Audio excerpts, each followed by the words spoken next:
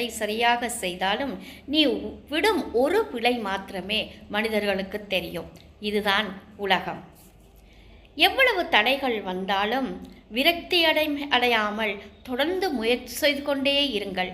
அப்பொழுது நிச்சயமாக வெற்றி அடைவீர்கள். உங்கள் வெற்றிக்கு நீங்கள் தொடர்ச்சியாக முயற்சி செய்வதுதான் முக்கியம். கோபம் எல்லோருக்கும் திமிராகத்தான் தெரியும். ஆனால் யாருக்கும் தெரிவதில்லை அது வேதனையின் வெளிப்பாடு என்று. எவ்வளவுதான் ஒருவன் கோபப்பட்டாலும் அவனுக்கு துரோகம் செய்ய தெரிவதில்லை. அவன் நிச்சயமாக இன்னொருவன் முதுகில் குத்தவே மாட்டான். எனவே கோபமாக உள்ளவர்கள் தணிந்து கொள்வார்கள். அவர்களிடம் உண்மை இருக்கும். துரோகம் செய்யும் நிலை அவர்களிடம் இருக்காது. ஒருவர் துரோகம் செய்துவிட்டு உங்களை விட்டு விலகி இருந்தால் அவரை மீண்டும் உங்களிடம் சேர்த்து கொள்ளாதீர்கள். என்ன காரணம் தெரியுமா? அவர் மீண்டும் மீண்டும் அதேதான் செய்ய போகிறார்.